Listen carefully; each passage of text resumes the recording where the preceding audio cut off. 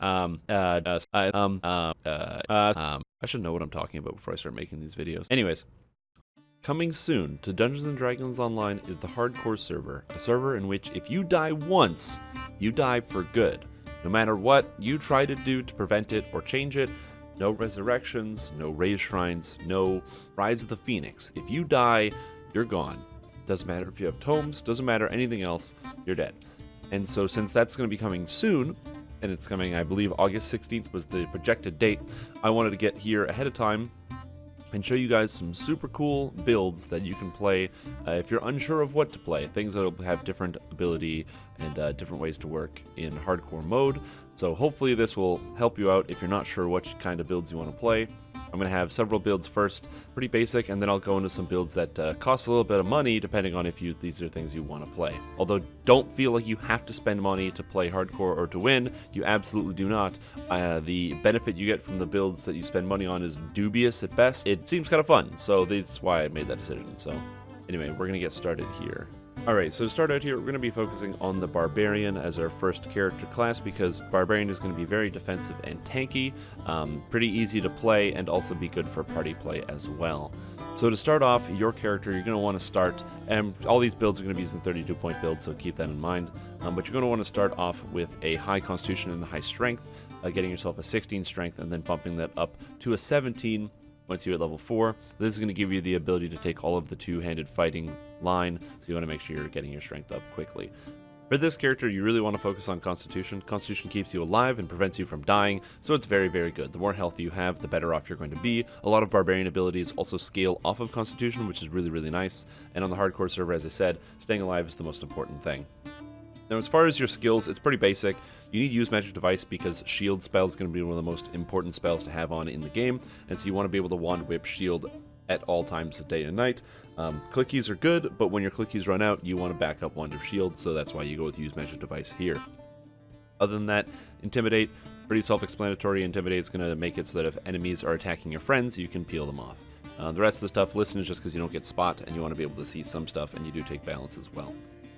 For feats, you're going to start with the Power Attack and Cleave lines. Cleave is very, very good in the early game. It's not as good as you get later, but the early game is where you're going to probably die the most, so having Cleave and Great Cleave to really easily get rid of big packs of monsters is going to be very good. Then you're going to move into Improved Critical Slashing at 9. This character is designed to use slashing weapons. It doesn't matter whether you use great axes or great swords or anything like that. Just use whatever you think is good, honestly. Just use slashing weapons because they're going to be the best for this type of character. Then you take Two-Handed, Improved Two-Handed, and Greater Two-Handed Fighting for all those sweet bonuses. So that way, once you hit 21, you are able to take Epic Defensive Fighting and get a big benefit out of it. On top of that, you're also taking Toughness and Epic Toughness. That might seem unimportant because you're playing as a Barbarian, but please understand that Toughness and Epic Toughness mean you're going to have even more health, which means there's a less likelihood of you dying, and dying is a big problem when you're playing as a melee, so having more health is going to be very good on the hardcore server. Then you're taking Perfect Two-Handed and Perfect Two-Weapon Fighting for your Destiny feats. Perfect Two-Handed Fighting makes sense, but Perfect Two-Weapon Fighting gives you 5% double strike, even if you're not two-weapon fighting. So you're going to notice a lot of other builds in this video are going to use Perfect Two-Weapon Fighting. Epic Damage Reduction gives you more defense, and then Dire Charge scales off of your highest stat. So even though Strength isn't going to be your highest stat, and Constitution will be, Dire Charge scales off Constitution, so it's very good. We take Overwhelming Critical later because you don't need to be overwhelmingly critically striking your enemies right away. You'd rather live and then crit them really hard later. And for the legendary feat, we pick Scion of Arborea because it's the best one for this build. Now, as far as your enhancements, I'm assuming you have no tomes, you don't have anything special, so for enhancements, you're looking at Ravager, Occult Slayer, Frenzy Berserker, and the Dwarf Enhancement Tree in particular. So to get started with Ravager, you're picking up all the cores because they're really good. You're going to grab some of the stuff on the first tier, the Hardy Rage, the Barbarian Power Attack, and the Do You Like Pain. Then at second tier, you want to grab I Like Pain and Melee Power Boost. There's a couple reasons for this. I Like Pain is just a great effect where sometimes when monsters hit you, you get temporary hit points, and there's no internal cooldown on this. So it can proc twice in a row. You can really stay defensive without actually having to do a whole lot, which is really nice. Slaughter does a whole bunch of damage, and then Laughter also gives you a buff, so that's why you're picking up Slaughter and Laughter. You want the Constitution because it's very good. And then once you hit tier 5, you want Blood Strength, Uncanny Balance, and Critical Rage. Blood Strength should be the first thing you take because it makes it so you heal when you hit enemies, and it's very, very powerful. And Uncanny Balance is just sometimes useful.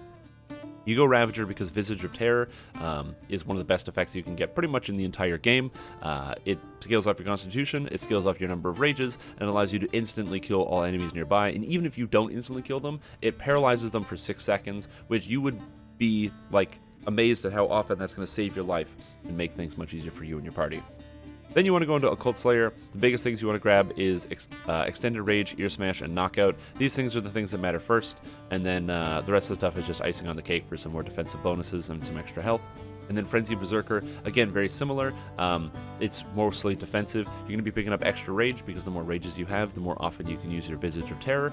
And then you will be picking up Blood Tribute, which is going to prevent you from dying. Blood Tribute is an enhancement that gives you 150 temporary hit points when you press it for the cost of 1 point of Constitution. So it makes your Constitution go down 1 until you shrine, but it gives you 150 temporary hit points.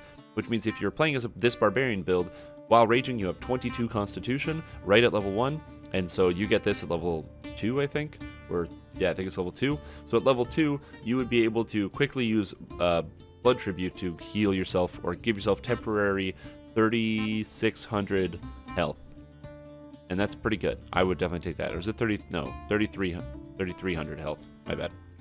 But 3,300 health, nothing to shake your head at. Pretty dang good. I would definitely recommend using this. And then you put points in Dwarfs for some extra health. The actual leveling guide, again, you're going to rush Frenzy Berserker right away because you want to make sure you're picking a Blood Tribute. That's just going to make you stay alive. Then you're going to go into Occult Slayer to get Extended Rages, and you're also going to be getting Ear Smash and Knockout. Ear Smash and Knockout are essential to make this character work, because with Blood Tribute, you don't die. With Ear Smash and Knockout, Ear Smash allows you to stun any target in the game with no save for 18 seconds. You can do that all the time and it has no cost. It's the best stun in the game, make sure you take it. And after that, then you take all the stuff in Ravager. Everything. You take everything in Ravager. Then you move back into Occult Slayer to pick up the good defensive stuff. Then you're just going to take the rest of the stuff from 18 to 20. There's not too much stuff down here, but it's the key is you want Blood Tribute first, then Knockout, and then Ravager. Ravager comes later, so you don't get Blood Rage until until like level 14 or 15, but still it's very powerful.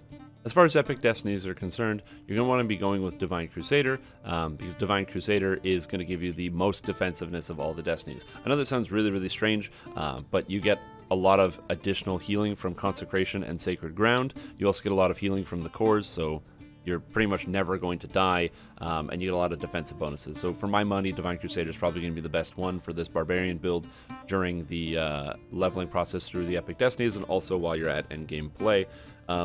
Fury of the Wild will probably be better when Fury of the Wild is updated, but it's not updated yet with update 43, so I would not recommend that. And then your twists are pretty self-explanatory. Sense Weakness, Legendary Action Boost, Legendary Tactics. This stuff is pretty basic. As far as equipment goes, you're going to be focusing on picking up defensive items. You want swords, you want Constitution, you want Strength. That's pretty much it. Your character is very easy to gear, and then when you get to the end game, you're going to be looking at going for the Sharn set because you want the part of the family set. You're going to be focusing on Constitution and Health. So that's kind of how I would build this character as you get towards the end game.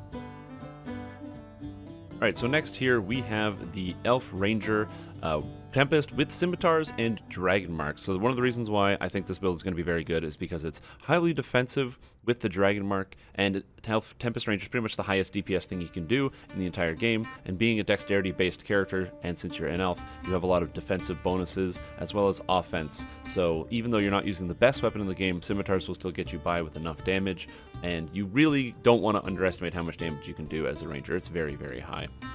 So this character is pretty basic for the actual leveling purposes and how you actually build it. Obviously, you want to use Scimitars, so get Scimitars as soon as possible. If you don't have Scimitars, I recommend buying some from the stores, like the +1 Scimitars that you can get from the shops, or just go farm out some quests to get some Scimitars. This character is going to want to use Dexterity as its main stat.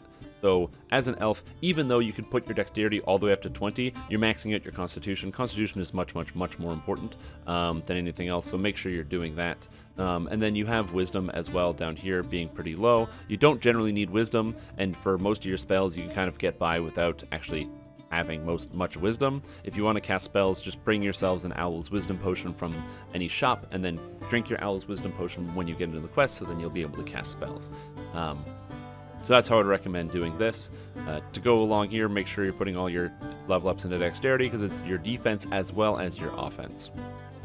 Now your skills, use Magic Device for shield, as I mentioned with the Barbarian build, and make sure you've got balance. And then for this character, you're using Search Spot, Swim, and Heal. Heal is good for healing, and then Search Spot is just useful. Swim is nice. You don't really put any points into jump because you're going to be getting free jump. It'll go all the way up to 30 regardless, thanks to the jump spell, so you don't have to worry about that. As far as your feats, you want to take the Least Dragonmark of Shadow right away, and then you'll be taking Precision. The Least Dragonmark of Shadow is going to give you access to Displacement, and Displacement is extremely good. It makes it so that monsters only hit you 50% of the time, which, obviously, that's fantastic. Reducing all damage you take by 50%, kind of good. Then you're going to grab Precision. Precision just allows you to hit and do more damage. Extend Spell. This is pretty much just for Displacement. Displacement you'll be able to use 4 times, so being able to extend it is really nice, especially in the early game. I mean, if you're level 6, your Displacements only last 36 seconds. So getting 4 Displacements that last a minute and 12 seconds means that you can usually get to the next shrine before you run out of Displacement casts. Improved critical slashing is self-explanatory, and then we grab dodge, mobility, and spring attack. This character, or this server, is not going to have a lot of good ways to get access to dodge items, so you're going to want to use dodge, mobility, and spring attack to really shore up your dodge and also improve your maximum dexterity bonus. Then you're going to grab overwhelming critical, and then for your epic destiny feat, you can grab either whether you're feeling more offensive or defensive, 2-weapon defense, or weapon focused slashing. They're both pretty good. Then you're going to want to grab perfect 2-weapon fighting, because that's very powerful, epic damage reduction, tactician for extra DCs, and then dire charge, because it's the best feat in the game. You're going to see dire charge on this list a lot. I pretty much only take 2 epic destiny feats at 29, so dire charge is going to show up a lot here. Then you want to make sure you're taking into epic reflexes. Your character is going to have a reflex save somewhere around 90 to 100, so by the end game. So since you're doing that, epic reflexes means you don't fail your saves on a 1, so you're pretty much always going to be able to dodge all reflex save based things. So all AoE spell damage you can pretty much ignore. For favorite enemies, you're picking in order Undead, Elemental, Construct, Evil, Outsider, Human. This is the best order to do it because that's kind of the order when they start showing up. Undead right away, then you start to get to Elementals, and you get Constructs, Evil Outsiders, and then Humans. The reason why I say Humans is because humans are everywhere. There's billions of humans, and it's just going to increase your efficiency, especially through the leveling process in Epics and in Endgame. You're trying to do hard Reaper content. As far as spells, a lot of this stuff, if you find you need different cures, take the cures sooner, depends on the party that you're playing with. I've got Ram's Might here, it's the most important one with resist energy and jump. Then you've got Bark Skin being fairly good. The level 3 spells kind of don't matter too much, but Freedom of Movement is very nice, so by the time you hit level 14, you want to make sure you've got plus 6 wisdom from something, which is fairly easy to come by with just randomly generated gear. Then your enhancement points and how you're spending them. You're spending most of your points in Tempest, although you do have some in Deepwood Stalker and Elf. Elf is explicitly for greater Dragonmark of Shadow. Deepwood Stalker is explicitly for a lot of defense, as well as being able to take advanced sneak attack for +1 critical threat range. And then the Tempest is all of your damage. So how do you spend your points? Well, it's interesting. There's some resets. This is something that some of you might not do, which is why I want to make sure I included it in the guide here. But you've got, starting out with Tempest, you're going to take the cores and then take some of the good stuff. So take some of the cores, take some of the whirling blades, essentially just the stuff you get early access to. But then once you hit level 5, that is when you're going to want to reset all of your trees, and you'll have enough points to be able to easily spend in the elf tree, because what you want is you need to get the first 2 cores of Tempest, which is important, because you need to make sure you're picking up Core 1, which is Scimitars, Tempest, which gives you Dexterity to hit, and then you want to make sure that you're also able to pick up Dexterity to damage as soon as possible later when you're grabbing, where is it, Graceful Death here. And then the Elven Dragonmark, you want to grab that as soon as possible. Once you hit 6, you'll have extend, so you can extend that and then start picking up more stuff. Now you're going to notice pretty much after that point, it's just grab everything that is good out of Tempest and keep taking more Tempest. You do a second reset at level 9, and the reason for the second reset is because here you take Enchantment Lore 2, but you don't really want it. You'd rather Elven Accuracy, so then at 9 you reset, so that way you can take Elven Accuracy here and then respec it, so you don't have to take this Enchantment Lore at all. It's just a temporary thing because this is all the points you want to spend in this tree. Elven Accuracy is way better than Enchantment Lore for this character. Then you're going to take all the good stuff out of Tempest, and then you're going to go into Deepwood Stalker later and take all that stuff there, but Tempest is the most important thing. Something of note, this character has a lot of very good defensive tools, and one of the defensive tools is something here called Elaborate Parry. So what Elaborate Parry does is it allows you to increase your dodge, max dodge, and maximum dexterity bonus by your dexterity modifier. So if you happen to have, let's just say hypothetically, an 80 dexterity, this is a very realistic number with this character, you should be able to get 90 just with gear. Just end game gear and leveling up your dexterity, you're going to get 90. So let's just assume you would have 80 without optimized gear. All right, cool. So with an 80 dexterity, that means your modifier is plus 35. So when you press Elaborate Parry, that's 35 dodge, 35 max dex bonus on your armor, which will effectively be like a huge chunk of armor class. So all of a sudden, your character is going to get a ridiculous amount of dodge, because not only does it increase your dodge by 35, it also ups your dodge cap. So this is amazingly powerful, and you can use this once every 90 seconds as a good defensive buff. Now, this character I recommend playing in Legendary Dreadnought, and since you're playing in Legendary Dreadnought, you're going to be picking up extra action boosts and tactics, but you already have good action boosts. You're picking up action boosts out of Deepwood Stalker, so you get action boost damage and action boost haste already out of Tempest. So you don't need to take any of the action boosts in Dreadnought, so you pick up a lot of Constitution, and then you take Advancing Blows, Devastating Critical, and Master's Blitz. As far as your twists, I recommend that you take balanced attacks here, because balanced attacks is very, very powerful. It's effectively plus 6 to hit, as well as whenever you Vorpal, you knock somebody down and they become helpless, so you do a lot of damage to them. Since the Tempest gets Dance of Death, which allows you to hit 4 targets at a time, if you get Vorpals, you're knocking all the people down in front of you, so you're effectively a crowd control DPS machine. It's very, very good. Meld into Darkness is a button. It's a defensive cooldown that gives you 100% dodge chance, so you can't die to melee attacks. Very, very powerful. I highly recommend taking that. And then you have Live to give yourself 6 extra maximum dexterity bonus on your armor for even more dodge chance. So that's kind of how I would build Tempest Ranger. However, I do have a second build of Tempest Ranger that I want to show you right now really quick for those of you that want to play a different kind if you don't really like the elf aesthetic.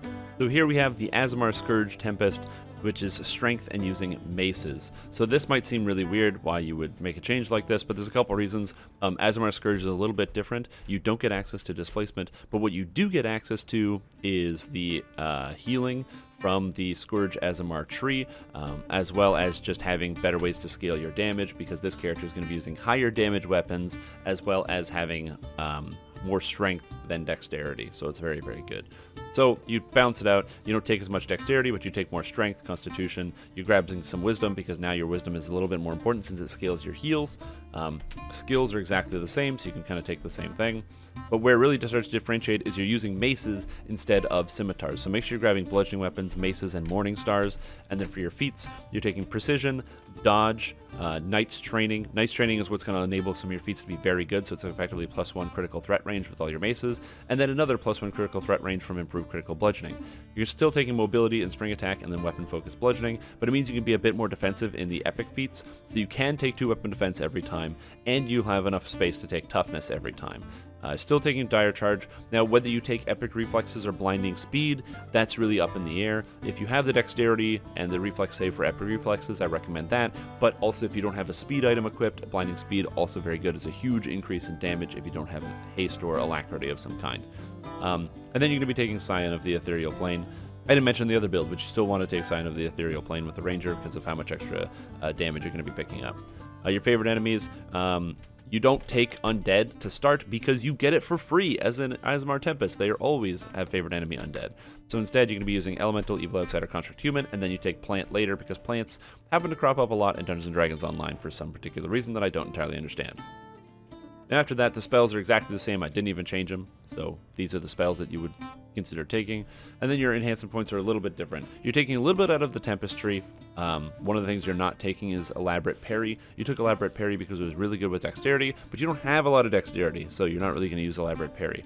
Instead, you're going to spend more points in the Aasimar Scourge tree to make sure you're picking up the stronger bonds so you can very quickly heal yourself and others, as well as picking up all of the good stuff with Destroyer of the Dead and also improved recovery. This gives you more healing amp, the ability to heal yourself and others, more strength, and then crazy critical threat multiplier and range. Now this build, the leveling guide, is kind of screwy because what it doesn't do is it doesn't really calculate it out, because even though on the new server you'll be able to play Aasimar Scourge starting at level 1, this planner doesn't know how to do that, so it thinks you start at level 15. So basically, what you're going to want to do with this character is you're still going into Tempest first, pretty much, but when you have the ability, you want to take more Stronger Bonds. Pretty much just Stronger Bonds is going to be something you want to take the entire time while you're leveling through, because it gives you more of those heals that you can use on yourself and others to prevent yourself from dying. And then continue to take more Stronger Bonds as you go through, and then Tempest. Don't worry about the rest of the stuff in the Scourge Aasimar tree at first. You're going to be taking that stuff later, and then same thing, you take the Deepwood Stalker stuff last. Now, as far as how you actually change the tree, it'll be a little bit different, because instead of Constitution, now you're taking all Strength from damage in a Legendary Dreadnought, and then you'll also be able to take Pulverizer, which gives you an extra +1 critical threat range. So just to keep it in perspective, your maces are times 20, or a 20 critical on a times 2. However, thanks to Tempest, they become a times 3, and thanks to the Scourge Aasimar, they become a times 4. So your maces are always times 4 critical threat or critical damage. Now the threat range is a base 20, but you get 1 from Knight's Training, 1 from Improved Critical, 1 from the Aasimar Scourge, and 1 from the Tempest Ranger, and 1 from Pulverizer. That's an extra 5. So you have a 15 to 20 critical on here. That's really good. Now, as far as the actual stuff that you want to take for your Twists of Fate, same thing. Bounce attacks, Meld in Darkness. I said Rejuve Cocoon here because you're going to be a little bit more healing focused and you'll have more spell points. So Rejuvenation Cocoon is always a good option.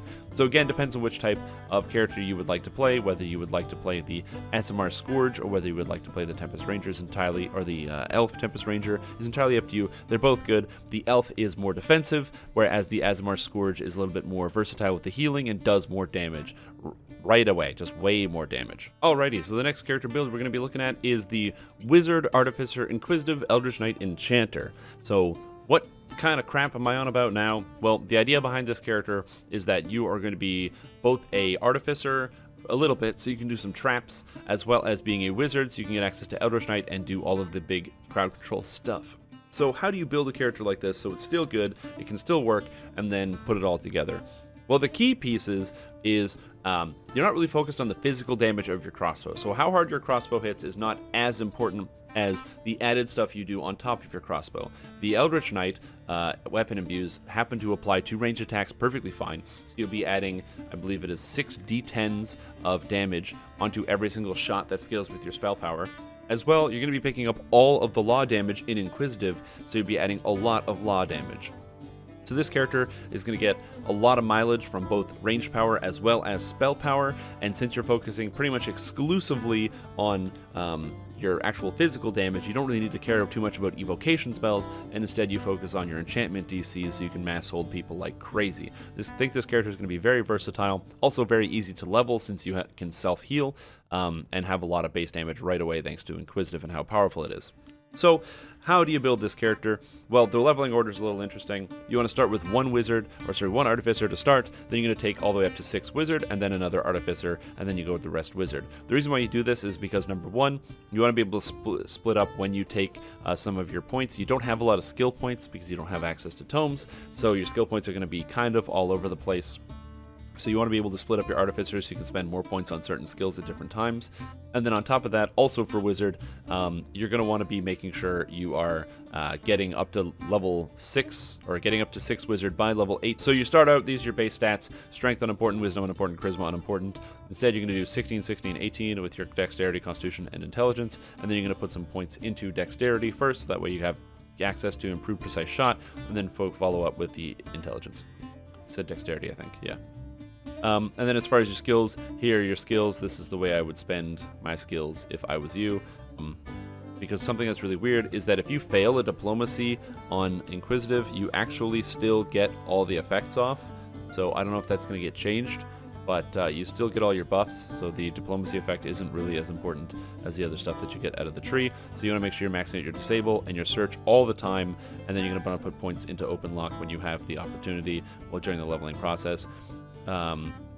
Repair is kind of important, spellcraft kind of important, but not as important as disable, search, and open lock. Unfortunately, this build can't really spare enough points for spot because spot is expensive, so instead of using spot, you're actually going to have to just know where traps are. This is not a character for somebody who doesn't know where traps are. Make sure you ask your friends or be with somebody who knows where to find them. Now, as far as your feats go, it gets a little confusing during the leveling process, but essentially you're taking all the range feats. So if we ignore the bonus feats, point blank shot, rapid shot, then precise shot, pretty self-explanatory. So you have all the range feats. You get rapid reload for free from being an artificer, and then at some point later you take improved precise shot at 21 and improved critical ranged at 18, because base attack bonus is very hard to come by on a multi-class wizard artificer. For your free wizard feats, you're just going for as much mana and offensive power as possible. So mental toughness, spell focus enchantment, very good.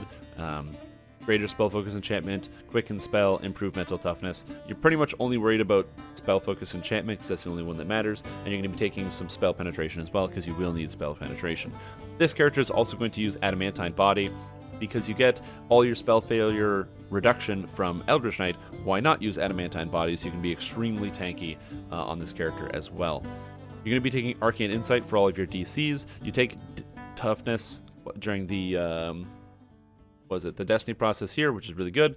Epic damage reduction is fantastic. You want to take double shot. Now, I take Deific Warding instead of Dire Charge. You don't want to be in melee, so even if you could get your Dire Charge DC high enough, you're in a bad place. Deific Warding is going to give you physical and magical resistance rating, and since you can heal yourself, you might actually get a lot of the bonus stack up from Deific Warding. Epic Mental Toughness is just for more spell points. You can cast more spells, and you're going to take Scion of the Feywild because Scion of the Feywild gives +4 to your enchantment DCs, which you will need on a first life character. The spells, I'm not going to go through too much here.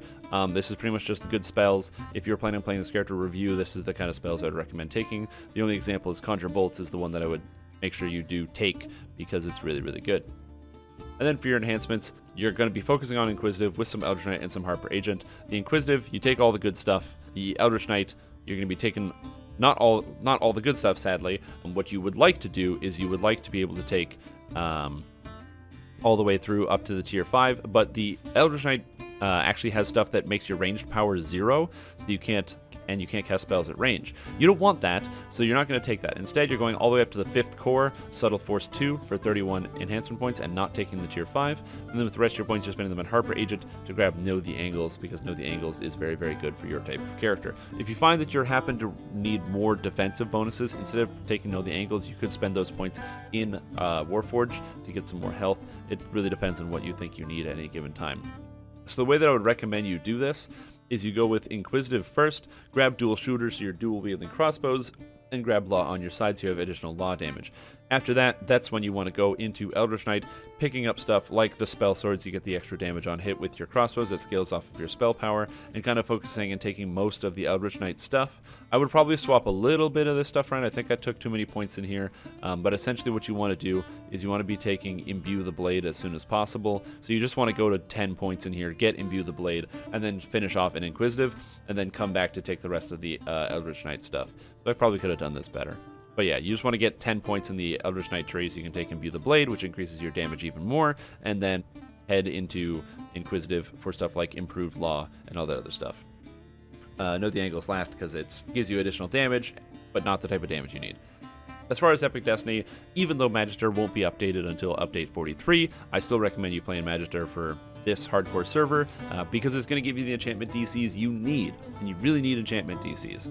So focus on enchantment DCs, go into Magister, get the Master for the extra spell penetration, the spell penetration, and the increased DCs. That's what I would recommend you go with on the character like this. So do make sure you do that. And for your Twists of Fate, hey look, it's Meld into Darkness again, the thing that gives you pretty much immunity to critical hits, or not critical hits, immunity to physical damage. I highly recommend you take that. Otto's Whistler, very good. If monsters are moving at you and you press Otto's Whistler, which has no cost, it causes them to dance for 18 seconds, and while they're dancing, they are counted as helpless, so you can just rip them apart. Then I recommend you take Enlist Faith from Exalted Angel because you need more spell points on a character like this to supply all your stuff. As far as how to gear this character during the leveling process, equip crossbows, look for trapping gear, get intelligence, it's your most important stat, and that's pretty much it. Intelligence, constitution, trapping gear. You can focus on spell power. I would recommend either going with electric or acid for the leveling process, but that's kind of how you want to do that there.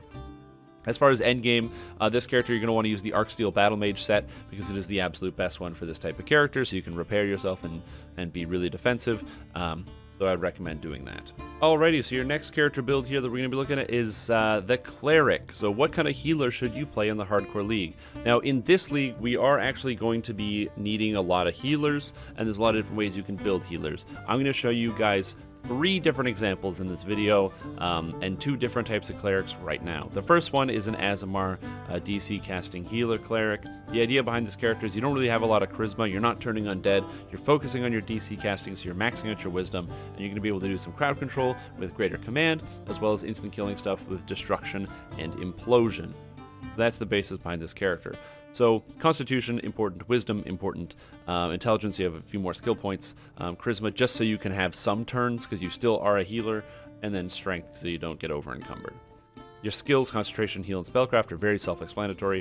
And then as far as feats, you're going for as much mana and as much offensive power as possible to crowd control stuff. So, Mental Toughness and Empower Healing Spell. Empower Healing Spell is going to let you heal really quickly, do a lot of healing. You don't know actually what kind of items you're going to get through the early game because you don't have anything to start off with, so you might not even have a devotion item. Empower Healing Spell then becomes very good, pretty much doubling your healing output in the early game. Mental Toughness just gives you some more mana so you can support that. And then you want to grab stuff like Spell Focus Evocation, Spell Pen, Greater Spell Focus Evocation, Improve Mental Toughness, and Heighten. And one of the reasons why you're pretty much exclusively taking Spell Focus Evocation as opposed to the other Spell Focuses is because Spell Focus Evocation affects Soundburst, which is really good. Spell Focus Evocation affects Blade Barrier, which is just handy for the leveling process. And Spell Focus Evocation affects Implosion, which is the best instant kill spell in the entire game. That's why you kind of focus on that. Arcane Insight is for all your DCs for the leveling process. You take Emboldened Spell because it gives you +2 to all your DCs and a little bit of spell points, so very, very good there. Toughness, because you don't want to die. Burst of Glacial Wrath is really powerful. It's effectively an ability where you just wave your hand out, and then all of a sudden, all the monsters that are in front of you freeze, and it scales off of your evocation. So why not have more crowd control scaling off evocation? Pretty good. Then, hey look, it's Toughness, and then Deific Warding. There's definitely some argument to instead of swapping out taking Toughness, you could take Mass Frog here. I think that Toughness is probably just better, but it really depends on where your DCs are coming from. Then you're going to pick up Epic Damage Reduction, and then Scion of Celestia as your endgame Scion feat, because it gives you a bunch of health. Now this character is a cleric, which means you get a domain. And the domain for this character is going to be the Luck Domain, with the reason that Luck Domain is going to grant you access to Displacement at level 5, so you pretty much are 50% chance to avoid all physical damage, which is really good. It gives you +2 to all DCs, and it makes it so you don't fail any saves on a 1 at all. No saves failed on a 1. So if you can jack up your saves and get good saves items from a whole bunch of different places, which you will get a lot of different saves from your enhancement trees, this character is going to be very, very defensive and pretty much immune to damage and dying. Here, I took spells. Again, please, there's going to be in the description of the video, there'll be a link to the physical written builds. If you need reference of spells, please reference the spells, but just take the good spells and don't take the bad spells. The only one I'm going to give a quick shout out to is Obscuring Mist over here. It reduces damage because it increases the chance for enemies to miss by 20%. So check Obscuring Mist, it's very good. So where do you spend your points? Well, Radiant Servant is obviously the best one. You want to take all the cores, which doesn't, I have to scroll over to get all the cores on to show up on here, but yeah, you want to take all the cores because that's very good. And then pretty much a lot of the good curing stuff in here. You take extra turning because you use turns for positive energy burst, but you are not actually turning. So once you take extra turning, you don't take any more about turns. Then you want to take Aasimar, because Aasimar is really good, and you're taking Tower Shield and Divine Form. The reason why you take Tower Shield and Divine Form is because Tower Shield makes you super duper tanky, and then Divine Form allows you to become very, very defensive. This character uses the Bond of the Protector, so it's an extra 10% life, which is nice on a healer. Then you're going to be going up War Priest because you want to be taking stuff like Wall of Steel, the cores, Toughness for some more defensive abilities, and then you want 6 points in Divine Disciple. For my money, I said you're taking the first ability and Sacred Defense. Sacred Defense is +2 to all saves, which I think is pretty good. It's pretty worth it. And then you get some spell points in Divine Vitality. A lot of people don't put a lot of stock into Divine Vitality, but for a turn, this is going to allow you to heal somebody for, I think it's 74s +40 spell points every single time you use a turn. So if you have, I don't know, let's just say 15 turns, then on average you're able to heal somebody back for about 800 spell points, which is pretty good. just in a pinch. And then for the leveling guide, it's fairly self-explanatory. Take Stronger Bonds when it's available. Take Radiant Servant first, and then take the other stuff later. Radiant Servant's really good. The other stuff is still good, but it's not as good. Radiant Servant's going to give you more healing. Your goal is to stand behind people and heal them. That's what you want to do all the time. You're not an offensive character. This is not a soloing build. Please don't play this if you want to solo. This is, I am supporting my friends. I am casting spells. I do literally 0 damage. You don't do any damage with this character, so don't even try. You are a healer first and foremost, and you can lock stuff down, but you are not killing stuff. Exalted Angel is going to be your destiny of choice for this character, because you want to make sure you're taking Radiant Power, Endless Faith, and Healing Power. I have Avenging Light on here just because I think that sometimes it can be nice to like poke people, and also it's good for being able to use Blood and Radiance, which is nice to get stacks, so I do recommend doing that. You want to take some Wisdom, you want to take Leap of Faith, because you don't actually get Leap of Faith as a Cleric, you only get it as a Favored Soul. And then Divine Wrath, very, very powerful, big AoE where you drop down a beam of light from the sky. It does a little bit of damage, but it heals all your allies up to full health. On top of that, you want to take Rebuke Foe. Rebuke Foe is essentially an effect that says it increases the vulnerability that monsters take to physical damage by 5%, and it stacks up to 5 times. You can cast it as long as you have a stack of Blood and Radiance. So you heal a guy, and then use Rebuke Foe. You heal a guy, Rebuke Foe, heal a guy, Rebuke Foe, and then all of a sudden the monster's taking 25% more damage. Very, very good. Your twists, hey look, it's Meld into Darkness from Shadow Dancer, the thing I've been recommending everybody take. Because if you're in a pinch and you're going to die, you can use this and you don't die. Then you want to take Renewal from Unyielding Sentinel. Renewal is a really, really good heal over time. And then I said Spell School Evocation because you want more Evocation. You could also conceivably take Rejuvenation Cocoon, but Renewal is also very good. It really depends on how stressed you are on mana. Rejuvenation Cocoon are extremely powerful heal over times that cost very little, so I do recommend you invest into those, but again, it depends. Now, if you are looking for a different kind of cleric, I have one for you. Enter the Dragonborn Turning Healer. This character has absolutely no DC casting in it, unlike the last cleric, and is focused exclusively on turn undead and turn elemental. This character, instead of taking the luck domain to be more defensive, is going to be taking the water domain. The water domain allows you to split your spell power, so all of your healing spell power counts as cold spell power, so you can use the Dragonborn Cold Breath to deal some damage to supplement your allies, as well as getting some cold spell-like abilities. On top of that, since you're focusing exclusively on charisma as opposed to DC casting, it means you have a lot of turns and your turns are very powerful. And with a character like this, you're going to be able to turn not just undead, but also elementals thanks to the water domain. So let's take a look at what that looks like.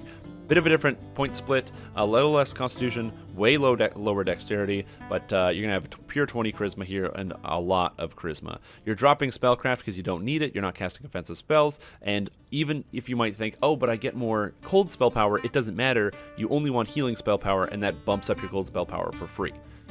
Then, as far as feats go, you just want as many spell points as possible. You still want to take Tower Shield Proficiency because you don't get it for free as an Aasimar, so you want to take that, but you want turnings and the extra power of turning. So Mental Toughness, Empower Healing, Quicken, very good for Dragon Breath, turns, all your other stuff. Extra turning, Tower Shield Proficiency, Improve Mental Toughness, and Maximize. Then you can take Wellspring of Power. You don't need DCs, you're not a DC caster, but Wellspring of Power gives you a lot of throughput on your healing, so it's really nice.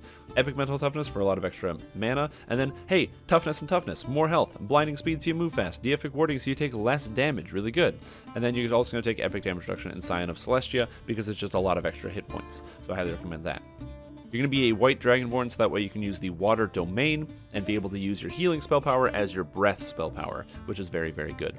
As opposed to the other cleric who is following Orion for the wisdom bonuses, you are instead going to be following Sovereign Host because Unyielding Sovereignty is very, very powerful.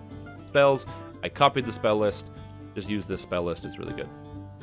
As far as your actual enhancements, you're going to spend them a little bit differently. So you're spending less points in the Racial Tree, because usually you would spend more points in the Aasimar tree, but instead Dragonborn you're going to be spending less. And in the Radiant Servant tree, you're going to be spending more points because you want to take all of the turning stuff, all of it, so that way you can turn undead and kill people instantaneously. Very, very important. So how do you spend these points? Well, to start out, you're going to take Healing Domain right away because it's really good. and you can, because you just want to get the first ability, and you want to go for, you can grab some extra health if you want. I do recommend getting some extra health right away, 10 extra health. You'd be surprised how good that is. Then you're effectively going to want to go into Cleric until you can get Mighty Turning. So you take 1 point in Improved Turning and then 1 point into Mighty Turning. Once you have that Mighty Turning, that means you can dust all the undead in Catacombs and all sorts of other different quests, so make sure you do that first. Then grab some Charisma out of Dragonborn, and you're going to grab Dragon Breath. Dragon Breath means that now at level 4, and since you can already propagate your cold spell power into your, or your healing spell power into cold, your Dragon Breath is going to hit like a truck. So with your friends, you can just Dragon Breath people and knock them down. After that, you pretty much spend exclusively into Radiant Servant, and then pick up all the other stuff later, like you did with the other character. However, this character, once you hit level 5, out of your domain, you then get access to the Solid Fog spell, and you already have Quicken, I believe. No, you get Quicken at 6. But Solid Fog, one of the best defenses in the entire game. Not only does it prevent monsters from being able to like hit due to concealment, but it also makes everything extremely slow. So it's like they're trying to get through molasses. You basically throw Solid Fog in front of a door, and then you open the door and step back, and people just shoot through the door, and then all of a sudden the monsters literally can't get to you because they're stuck by the Solid Fog. The only exception is if they have freedom of movement, if they're a certain type of champion, which will still murder you, and Reapers teleport through it. So be mindful, but it's very, very good defensive thing. The Reapers aren't teleporting, they are affected by the Solid Fog. Some monsters that just get dominated by Solid Fog are like undead, especially slow-moving ones, skeletons and zombies. They literally just stand there and they can't even do anything. So Solid Fog is an amazing defensive tool. I highly recommend you try out this character. And then finally, we've got what Epic Destiny do you want to be in? Well, you don't care about DC casting, and you just need to not die. So instead, you're going to be an Unyielding Sentinel. So from here, you're going to grab Energy Resistance, Brace for Impact for the extra saves, Shield Prowess because you have a Tower Shield, lots of Charisma. You're going to have Strength of Vitality for 20% extra life. You're going to grab Renewal because it's very good, and then Undying Vanguard. Undying Vanguard is just a button where you press it and you get 10,000 temporary hit points. Oh my gosh, everything's going bad and everyone's going to die. You can prevent yourself from dying and then just keep healing people and ignore the damage coming in, which is pretty nice. And then for your Twists of Fate, Meld into Darkness. Hey, that's really good. And then Rejuvenation, Cocoon, and Endless Turning. You need to make sure you can keep your turns up, so Endless Turning from Divine Crusader is really good. This means I think you get a turn back every 90 seconds or so it just helps you with maintain throughout an entire quest. As far as trying to get gear for this character and what kind of stats you need, as I said, you want to focus on Charisma first. Get your Charisma items. Try to get a turning item. I recommend doing White Plume Mountain and farming that out so you can get the beacon, which allows you to turn even better, and get yourself a legendary beacon because you will want to make sure you have that for the purpose. But other than that, it's pretty self-explanatory. Get some health, get some healing spell power. It's all you got to focus on. All right, so the next character we're going to be looking at here is the Warlock Crowd Control Caster, with also some damage. Now, this is going to be one of the squishiest character builds I'm going to recommend, but that's because Warlock has so much cool offense. You really don't want to pass up on it, and this is definitely good for soloing with a little bit of patience, and very good for party play without any patience, because you can have somebody standing behind you just spamming cures into your body. So how do you play this character? Well, we're starting as a Dragonborn here, because Twitch chat wanted me to make it a Dragonborn when we were making the builds on stream, and that's what we went with. So we're Dragonborn here. It has some benefits, like some extra health, as well as giving you some good charisma, so not too bad. Your skills, as far as the abilities, pretty self-explanatory. Constitution is for health. Intelligence, you have some skills. Charisma for this. You might think Wisdom is bad, but you do actually take, Force of Personality, so that way you can turn your Charisma into your will saves, so it's not too bad that you don't have any Wisdom. Concentration, Spellcraft, and Use Magic Device, all good things. Make sure you take all of them.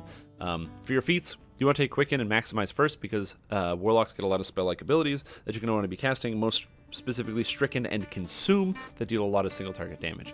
Then you're going to be focusing on Enchantment, Necromancy, and Conjuration, so you want to take Spell Focus of all 3. Now, it might seem like it's a little wasteful to grab Spell Focus of all 3, but the reason why you do this is because this allows you to, at any given moment, if you know there's certain quests that you are going to be doing that will need either more enchantment or necromancy or something, you can actually take the Epic Destiny ability out of Magister and just swap it over and be able to twist that in. So having all those twists available is really nice. Then you're taking Spell Pen and Greater Spell Pen because you need a lot of spell penetration with a build like this. Warlock's maximum spell level is only 6. So since your spell level is so much lower, you actually don't get as much spell penetration as you would otherwise. So that's wrong. What I just said is completely wrong. But you take spell penetration because it's important, and I'm going to edit that out. Spell penetration is important, so you take Spell Pen and Greater Spell Pen. Now, Arcane Insight very powerful for your DCs. Epic Eldritch Blast going to give you a lot of extra damage. Epic Arcane Eldritch Blast give you a lot of damage. This is where the majority of your damage comes from, so you're kind of waiting till like 26 to really curve out on damage. Then you've got Emboldened Spell, which is really good for your DCs, toughness, and then Deific Warding, as I've said before. Now, you want to go Scion of the Feywild. It's better on this character than it is on the Inquisitive Enchanter, because the Scion of the Feywild here is actually going to benefit you with the healing amplification, where it wouldn't benefit you over there, and it still gives you lots of DCs, so very, very good. And your Force of Personality, of course. You are a red Dragonborn because you're playing as a Fiend Pack Warlock, and one of the reasons you play as a Fiend Pack Warlock is because you really want Hurl Through Hell. It's a very good defensive and offensive tool, so make sure you take that. As far as the spells go, pretty basic. I like Night Shield because you don't die if you have Night Shield. Jump is good, Blur is good, Displacement is good, Evards is the best thing, Undeath to Death is pretty rad, and then Mass Hold Monster is the cream of the cream. You want to make sure that. Now, whether you take Greater Teleport or Finger of Death at 5 is entirely up to you. I didn't take Finger of Death in this build because I'm taking Finger of Death spell-like ability out of Soul Eater. If you would like to have 2 of them and you feel like it's better, make sure you do swap that out, but that's how that goes. Now, as far as the enhancements go, 41 Soul Eater, 31 Tainted Scholar, 8 Dragonborn. And in what order do you take this stuff? Well, you kind of want to take all of the good stuff out of Soul Eater first, so you're pretty much going to be grabbing just all the good stuff. Cone Shape right away, you're rushing Cone Shape, then you want to be grabbing Consume first, then Cone Shape, then Stricken Form, or Stricken, where's Stricken? Yeah, hold on. Consume, Stricken, Cone Shape, all good stuff. A lot of different stats. And you're going to be taking all these things that are really powerful, and then you move into Tainted Scholar, because you want to be able to pick up Utter Dark Blast, which means you can focus a lot more on Radiant spell power and kind of dump Force spell power. You won't be using any Force spell power at all on this character once you have Utter Dark Blast at 10. And then kind of move into Tainted Lore and other stuff. You don't really need to worry about having Radiant spell power before you take Utter Dark Blast, because Consume and Stricken, which both scale off Radiant spell power, will be maximized, so it doesn't matter. And then you want to pick up the good stuff: Inhuman Nature, Eldritch Wave, Supreme Hunger, Feed on Magic, Finger of Death. There's a lot of good stuff in the top tier of Soul Eater. So this character essentially works is that you have Finger of Death, Hurl Through Hell, as well as Devour the Soul, all as instant kill effects that you can throw whenever you want. You have Evards to lock people down, you have Mass Hold Monster to lock people down, and then the whole time you're just going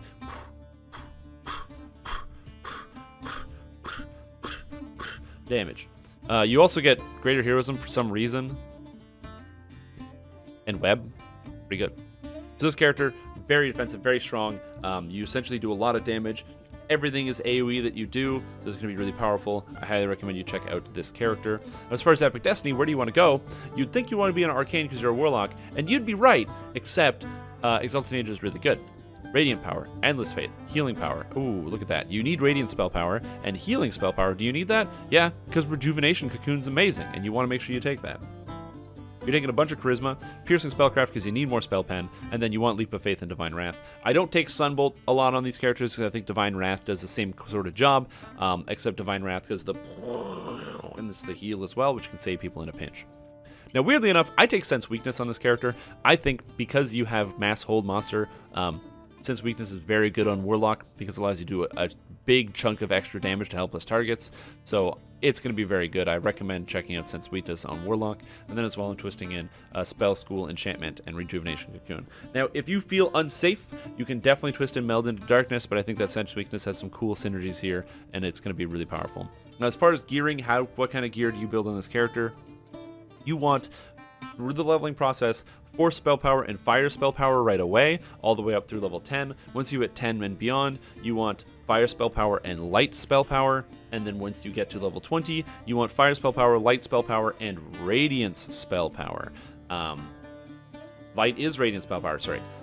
Light spell power, Fire spell power, and Healing spell power. So that's where you want to go with that, because you get Rejuvenation Cocoon, Divine Wrath, as well as the Healing Cure Mass Wounds from the Exalted Angel tree. So that's what I would do with this character. As far as the end game, this character doesn't get access to medium armor, so you're kind of in a bit of a pinch. The Esoteric Influence set would probably be the best for this character for the light armor purposes. And next up, we have good old Fist Falconry Monk. This is pretty classic. It's a very, very basic thing. People have been playing this for a really long time. It's very powerful. It's very good. And I think you're going to have a good time with this character build. So it is confusing though the way I have it laid out, so make sure, double check if you're unsure how to build this character with the guide that is on the actual build guide located below for the leveling process, because this is a character where you want to make sure you're grabbing individual tomes. So on this character and how I would play this and how I would build this, the feats and the stats are kind of screwed up, so again, please reference the build guide. But basically, you want to be able to take whirlwind attack by level 6, which means you need to have a 14 intelligence. But you need to have a 16 dexterity, because if you don't, then it's going to be pretty costly to take some of this other stuff. So what you do is you start with a 15 dexterity here, and then you start with a 14 intelligence, and you would go dexterity at 4, dexterity at 8. This would allow you to take 2-weapon fighting, improved 2-weapon fighting, and greater 2-weapon fighting. So that you would start with a 15, and then you go 14 intelligence, and you do dex. What I would recommend you do is start that way, go with a 15 dexterity instead of a 16, and then go with a 14 intelligence instead of a 12, and then just do dex at 4, dex at 8. And then farm out 1750 favor. Favor is one of the rewards for the hardcore server, so get that 1750 favor, get a tome, get a dex tome, and then that way you can start your dex with a 14 instead, giving you all the points you need so you can get a 17 dex with this same build here. So, and then use a lesser heart of wood to reincarnate. Everyone gets a lesser heart of wood for free, so it's not like you have to buy one, and I'm not recommending you buy one. That's just what you can do. So it's a little confusing. But you need to have a 14 intelligence, so make sure you do that. Then you have concentration, balance, jump, hide, tumble, UMD. Pretty self-explanatory. These things are all monk stuff. You need concentration, you need UMD. 1 point in tumble so you can tumble, and so you can add your dex to it. As far as your feats with errors, you want Stunning Fist first because it's OP, dodge, mobility, combat expertise, spring attack, and whirlwind attack. Once you get combat expertise, just turn it on. It's really good. We don't take precision on this character. You just take combat expertise because combat expertise is very defensive, and it is getting a buff soon. So then 2-weapon fighting, improved crit, improved 2-weapon fighting, and greater 2-weapon fighting. And then once you get into epics, improved martial arts and vorpal strikes. Improved martial arts gives you a lot of damage. Vorpal strikes allows you to penetrate slashing, which is just versatile. Perfect 2-weapon fighting, very powerful. Epic damage reduction, good. Mass Frog. This might seem weird, but you're playing as a wisdom-based monk, so Mass Frog is actually very good for different types of constructs and undead, things with very low will save, so you can kind of just rip them apart. Dire Charge is unbelievably strong, so take that. And then Blinding Speed. I mean, if you already have a speed item, you don't need Blinding Speed, but if you don't, Blinding Speed. And you take Sign of the Ethereal Plane, because Sign of the Ethereal Plane gives you a ton of sneak attack damage. So beyond that, you're going to be as a Protector Aasimar. Most people, especially on live servers, would play as a Fallen Aasimar because it gives you a lot more damage. But you don't want damage because if you die, it doesn't matter how much damage you do.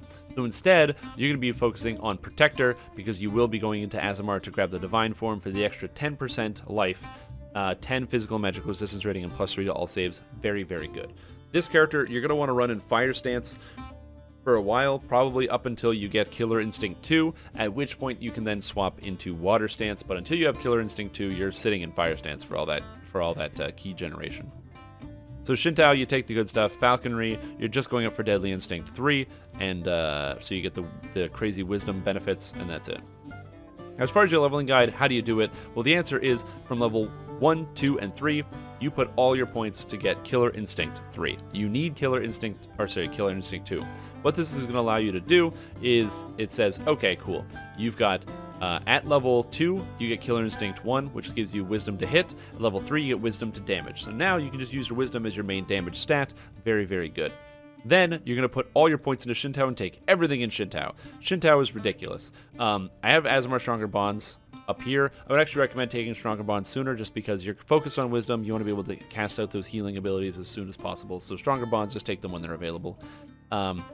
Get Iron Skin as soon as possible because Iron Skin is ridiculously powerful. It's 20 physical resistance rating. And then just kind of take all the stuff in Shintao. All really good. You don't take Rise of the Phoenix, so you get to save yourself some points. Isn't that neat? Because Rise of the Phoenix doesn't work because you just instantly die. Kind of cool. Anyway, so then you go back and you take the stuff in Aasimar first before you finish off Falconry because you want Divine Form. Divine Form, very, very strong, giving you that all that extra health. And then you want to finish off in Falconry with Deadly Instinct 3. And then, of course, the Shintao stuff. As far as which epic destiny you're going to want to play in, Legendary Dreadnought is the best one for monks, and in here you're going to want to make sure you take improved combat expertise. So the tactics, action boosts, expertise, damage boost, and haste boost, because you don't really get a lot of action boosts by playing as a monk, and then advancing blows, devastating critical, master's blitz, and pulverizer. Now, what things should you take? You have a couple different options here, depends on what type of character you like to play. Meld into Darkness obviously is like pretty much the best thing, so make sure you take Meld into Darkness. Balanced Attacks is really, really strong for a dual wielding character because it gives you +6 to hit and causes knockdowns whenever you Vorpal, and you Vorpal a lot when you attack like 6 times a second, so I recommend Balanced Attacks. And then Dance of Flowers is a big damage boost, but you might want to sub out Dance of Flowers for Rejuvenation Cocoon. It really depends on how defensive your character is and kind of what kind of role you're playing in your party. So what type of items should you look for, and how do you build this character? Well, this character is going to be wisdom focused. It's your really only main stat, so you want to make sure you've got wisdom and constitution as high as possible. Make sure you got some health items. That's pretty much it. Stunning items are also very good because everything scales off of stunning in monk, so you want to make sure you get some stunning items. You don't really need charisma in any capacity, so don't worry about that. Dexterity is still good because it gives you armor class and it gives you reflex saves. As far as endgame gearing, you're going to want to use the part of the family set because it's really, really good. And if it goes without saying, if you're not sure what to do, go to Sharn, get an item set, and go from there. So that is it for all of the starter builds that I'm recommending that everybody here play. If you're trying to start something and you're not sure, do you want to play a melee, do you want to play a range, do you want to play a spellcaster, like what do you want to play? This is what I recommend. If you want to build a party, you can easily grab tell 5 friends and go and have one guy play the monk, one guy play the Inquisitive, one guy play the one version of the Cleric, one guy play one version of the Tempest, and have one guy play the Barbarian and have a pretty well balanced party. But if this isn't interesting to you because you're like, I got money, I got stacks of cash that I gotta burn, Strimtom, I have too much money, what am I supposed to do if I want to pay to win? I want to buy all of my winnings. Well, let me tell you, I got you covered.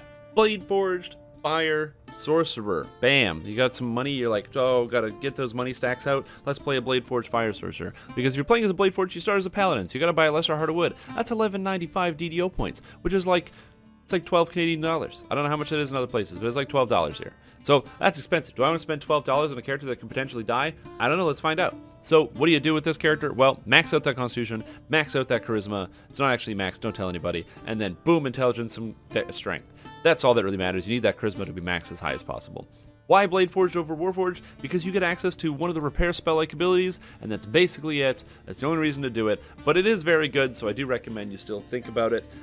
Is it that much better than Warforged? You also don't have the minus penalty on Charisma, so I go back and forth. Once you hit 20, it doesn't even matter what race you are because you're in elemental form, but here we are. So, use Magic Device. Bam, look at that. Spellcraft. Concentration. Ooh. Feats, what do you take? Spell Focus Evocation, Maximize, Greater Spell Focus, Quicken, Toughness, Adamantine Body, Toughness. Wow. Basic stuff. Look at all that toughness. Your character's going to be tough. Your character's going to like, tough as nails, man. Look at all that health. Ooh, toughness. Wellspring of Power, pretty good. Embolden Spell, not bad. Toughness. Whoa, toughness is good. The reason you take Wellspring of Power is because it gives you a lot of damage. The reason you take Embolden is because it gives you a lot of DCs. Epic Damage Reduction makes you tougher. Toughness, do I even need to say anything more? Look at this, 4 toughness. You're getting over 130 health from toughness. My god, so good. You're going to be the toughest guy around. Deific Warding, very powerful. Force of Personality, get those free will saves. Look at me, I can't fail a will save if my charisma's 100. Sign of the Plane of Air. Normally you would go fire because it gives you lots of fire damage and crit multi, but you're first lifers, so you need DCs. Plane of Air. What spells do you want? So in here I didn't include any repair spells. If you need repair spells, just take the repair spell first and then take something else. So here I don't have any repair spells, but don't take Burning Hands, Shocking Grasp, take Burning Hands, Repair, and then swap it out for Shocking Grasp later at a later date. That's how I recommend doing this. Start with Burning Hands, or start with that. So these are the kind of the spells I recommend. You notice the fire spells, the damage spells are always going to come out first. Generally, this is not a bad idea to take the damage spells first, but you need to have at least one repair spell at all times. And then where do you spend your points? Fire Savant, Eldritch Knight, Bladeforged. Now, funnily enough, once you actually get to level 20, you don't need Communion of Scribing anymore, or Mechanist, so you can completely remove both of these and save yourself, what is that? Is that 10 points? That was 9 points. You get 9 points back to spend wherever you want, so you have a lot of flexibility there. But I digress. Fire Savant, take the good stuff to get damage. Eldritch Knight, you need to make sure that you don't You want Subtle Force so that way you don't have any arcane spell failure. So what's your leveling guide? Well, the computer won't let me do the leveling guide, which is annoying. So what you're going to do is you're going to go Fire Savant for the first core, grab Burning Hands and probably the Spell Critical, and then go Fire Affinity. So now you're level 2. Or I guess you have enough points to do level 2, but sorry. Fire Savant, Burning Hands, Spell Critical, that's for 6 points. And then you're going to go Bladeforged, Improve Fortification, and Mechanist. So that's 10 points spent. You're level 3. Take Fire Affinity. That's 11 points spent. And then you're going to want to be going, wait till you're level 4. So take, like, I don't know, Conflagration or something. And then once you're level 4, you can take Warforged Constitution and then start taking Communicative Scribing. So Communicative Scribing you should have by level 5, fully maxed out. And then you're going to spend the rest of your points in Fire Savant, then in Eldritch Knight, and then you go from there. I actually don't really take the tier 5 in the fire tree for a while. Not really necessary. You don't need it. Elemental form. And then what destiny do you want to be in? Well, when the Draconic Incarnation changes come through, this is going to change because everything's going to cost less. But until that comes through, this is what you're going to want to do. Get that charisma. Ooh, Dragon Heritage, good. Ooh, Dragon Spell Knowledge, that's +3 to your maximum cast level of all your spells, which is a third, or like a huge, not 30%, but a huge damage increase. If you want more information, please check out my video that I made on YouTube that I maybe can link in the corner. Maybe, we'll see if that'll come up. I'm going to try to do that when I upload my video. About how to scale fire spell damage. That's going to come in through there. And it's the same Twist of Fate. It's basically the same character build that I was using on my Fire Sorcerer. What kind of items should you look for? Well, the same items that you would look for while leveling any other character. Max out that charisma. You need that charisma. You want some DCs? Find an evocation DC item. You pretty much only need evocation DCs because you're using all fire spells all the time. Get some spell points. Get some health. Get fire spell power. Pretty self-explanatory. For the end game, you're going to want to go ahead and lock yourself into probably the what's it called? The elemental set? No. Arcane set. The arcane set called... Oh, I don't remember the name of the arcane set. Because no one's used it before. Because I've never used it, and I have no idea what it's called. Oh, I have to Google it. Esoteric Influence. You want to use the Esoteric Influence set. Wow, I can't believe I had to Google that. I'm so good. So good at this. I'm so glad I make guides for you guys. Now, what if you're like, oh man, I don't want to play a Fire Sorcerer, Shroom Tom. I want to play something wicked cool. And also, Bladeforged seems to get barely any benefit, because once you pass level 20, it's like you shouldn't even play Bladeforged anymore. It's only for the leveling process. That's right. So why don't we pick a character that's even better than this? Can I introduce you to the Tiefling, Scoundrel, Favoured, Soul. Holy moly. So I played this on stream when I was testing it on the hardcore server. I had a lot of fun with it, so I decided to write out a full guide if you wanted to do it. I'm probably going to try this one first. So just for full transparency, this is marginally better in heroic leveling than other Favoured Souls, and it is significantly worse in epics than Aasimar Favoured Soul. Please understand this. This is not better. This is just slightly different, and it costs you money, which is hilarious. So, what is this character all about? Well, the idea is you're playing as a Tiefling Scoundrel who gets Fiendish Arpeggio at level 1. It's a little song that you play on your fiddle, and it causes fire damage and sonic damage over time. You start with Maximize, so that thing hits like a damn truck, and it destroys Reapers. So it's like, oh no, there's a Reaper coming at me. You just Fiendish Arpeggio it, and it goes away. Oh, there's a tough champion? Fiendish Arpeggio. Oh no, there's a boss? Fiendish Arpeggio. Oh my gosh, there's like some crazy like super champ red or orange name coming at me. Well, let me play you the song of my people, and it disappears and gets out of there. So this character is focused on wisdom. It is not wisdom, but charisma, Favoured Soul, charisma focus, no wisdom, get out of here wisdom, constitution, intelligence, strength, pretty basic stuff. Heal, spellcraft, diplomacy, sure. Feats. You want Maximize, you want Quicken, because you're going to use spell-like abilities a lot for this entire character. Also, the only spell focus you need is Evocation, because you're only casting Evocation spells. So Maximize, Quicken, Evocation, Enlarge, because you want that range. You are going to be having some healing abilities, so you want more range on being able to heal allies if they are near you, if you're not soloing. Force of Personality, really good, so you don't get crowd controlled and die. Toughness, wow, look how tough you are. Arcane Insight, give you that DCs. Now, generally, I would say you would want to go with, like, the damage spells here, but usually you're going to Arcane Insight and then cast Implosion to hopefully kill people, so Arcane Insight's pretty good. Embolden, get some more DCs. Toughness, get some more health. Epic Damage Reduction, get some more toughness. Toughness, get some more health. Deific Warding, get some more toughness. Toughness, toughness, toughness. Look at that. 1, 2, 3, 4 toughness. That's 332 health from toughness. Holy moly, you're so tough. And then Sign of Celestia, because it's just the best one. You take Grace of Battle, because this allows you to use your Charisma to hit and damage with your favorite weapon. And this says Fall Over a Minotaur. That's just because this planner thinks Scoundrels are iconic, so they're not part of Eberron, but they are part of Eberron, so I actually recommend Sovereign Host for the healing ability, and you can longsword people in the face whenever you feel like it, for the leveling process. And then you take Stout of Heart, because that's more health. Spell Absorption, Electricity, Cold Fire, that's what I recommend. And then as far as spells go, again, sub in healing spells when you need healing spells. Don't just ignore healing spells. So like, you're going to take Cure Light, you're probably going to take Cure Mod, you're probably going to take Cure Serious, and then just sub them out later. This is kind of your endgame spell list. Take healing spells when you think it's appropriate to take healing spells. That's kind of where I'm at with that one. Important spells, Soundburst.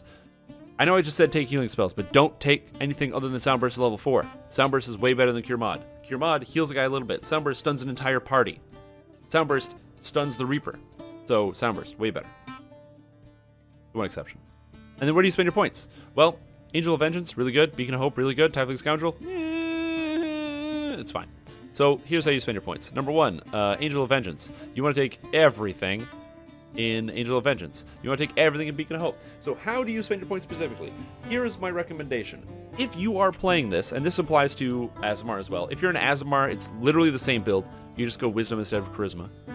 But anyway, if you are playing as an Angel of Vengeance favored soul, here's how you spend your points. If you are soloing, playing by yourself, what the first thing you do is you want to get Sunbolt as quickly as possible. It's a tier 3 enhancement, and you want to get 3 points into Sunbolt so you can Sunbolt Reapers coming at you or Sunbolt champions. So Sunbolt is the most important thing to get if you are solo.